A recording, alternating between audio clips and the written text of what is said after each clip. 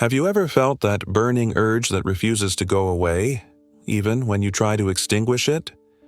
The desire that arises like a whisper in the darkness, reminding you of something you can't quite name. What lies behind these impulses that both scare and attract us? Carl Jung uncovered an uncomfortable truth. Sex is not just about pleasure or biology. It is a coded language of the soul. Every fantasy, every inexplicable attraction, is a map leading to the parts of yourself that have been exiled, your shadows, your fears, your dormant strength. Why do we run from this? Society taught us to fear the inner fire, to wear masks of purity or control. But what if I told you that, by denying this impulse, you are denying the very flame that can illuminate who you truly are? The unconscious doesn't lie. It screams through desires.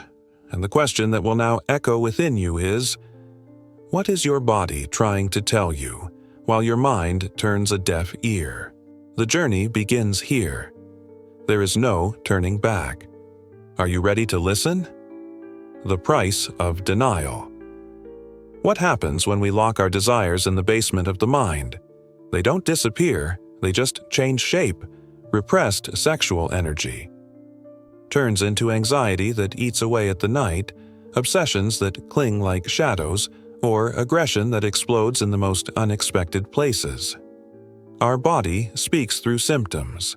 Unexplained tensions, addictions that never soothe, relationships that always slip through our fingers. These are muffled cries from a part of us that demands to be heard. Society teaches us to be ashamed of these impulses, as if they were wrong. But the error isn't in the desire.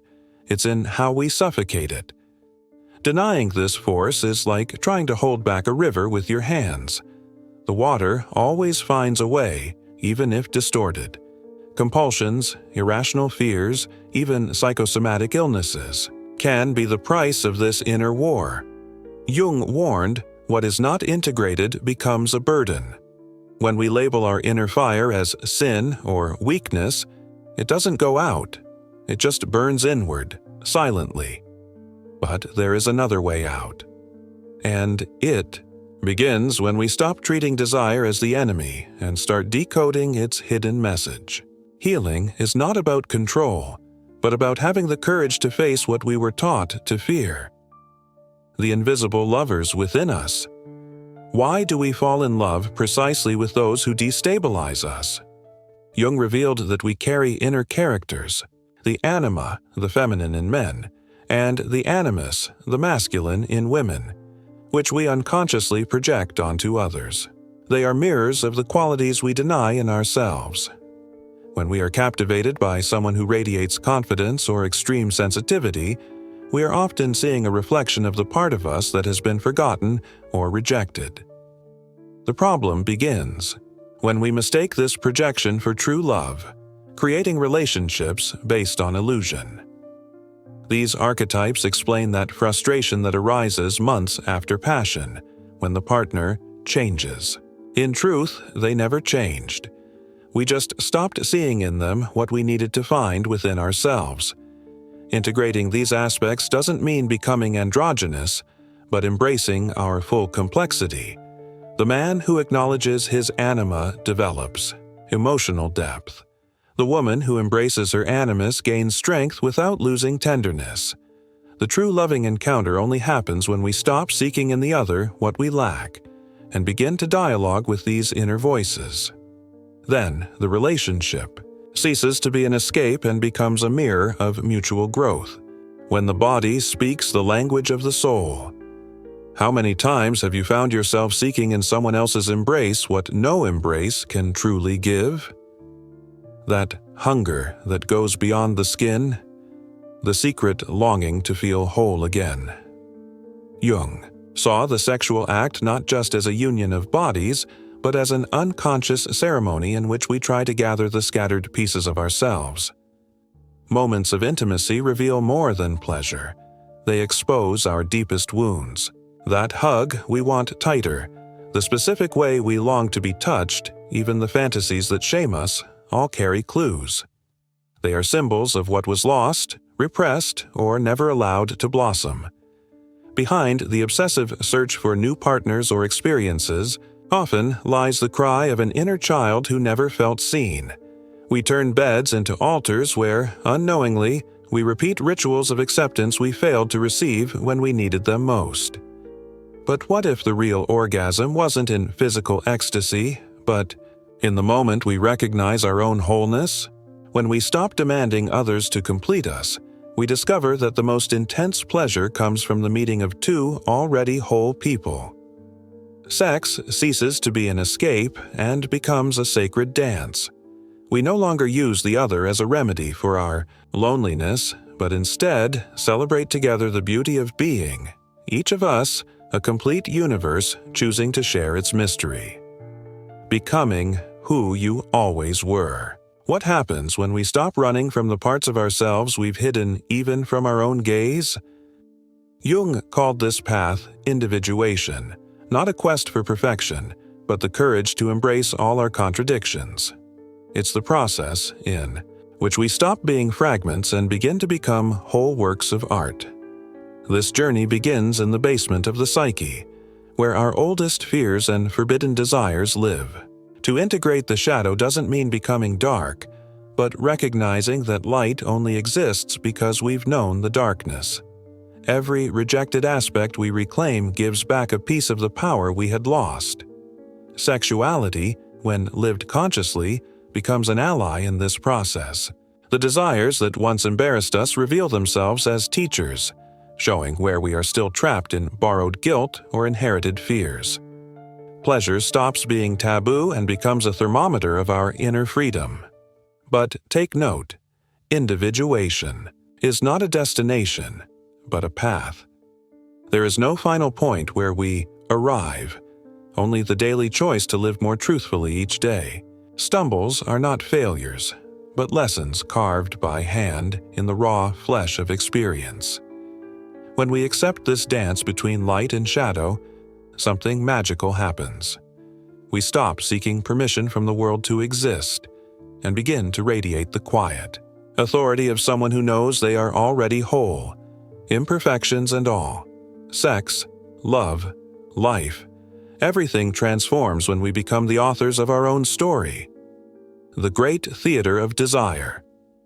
Never have we talked so much about sex, and never have we been so far from its true meaning.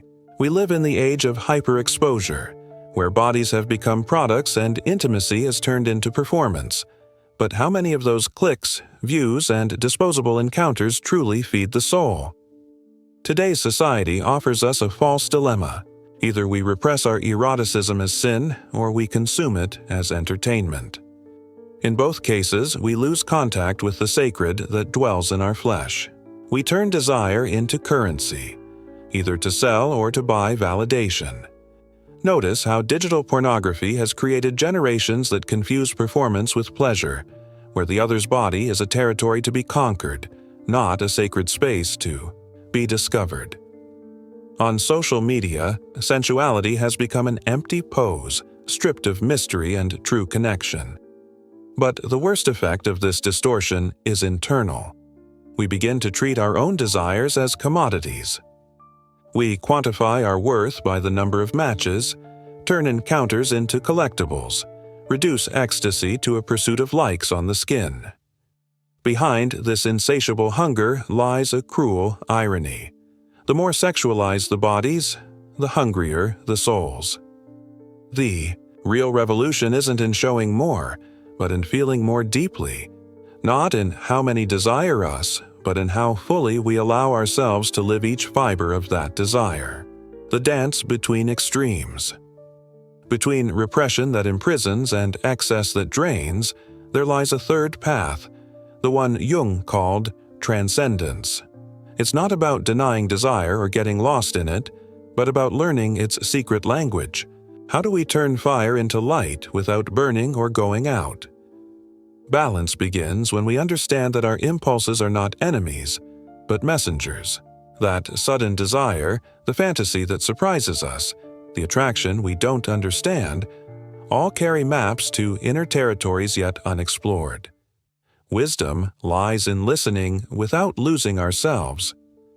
Many try to tame sexuality with rigid rules or reckless indulgence. Both are traps. True power arises when we embrace our complexity, being able to feel the heat of passion and the serenity of contemplation, often in the same moment. This path demands presence. To notice how the body reacts, how the heart races, how certain touches heal old wounds. Conscious pleasure becomes meditation in motion, where every cell participates in a ritual of self-discovery. In the end, we find that balance is not a destination, but the art of navigating our inner tides. When we stop fighting desire and learn to dance with it, sexuality is no longer a problem or a distraction. It becomes living poetry written by two hands, that of the flesh and that of the soul. The final secret of desire? In the silence that follows ecstasy, when bodies part but something deeper remains, the truth is revealed, the one we've crossed 8 chapters to understand. Sex was never just about physical union. It is the most honest mirror we possess, reflecting without filters how we relate to life. Every attraction, every fantasy, every moment of intimacy tells an ancient story.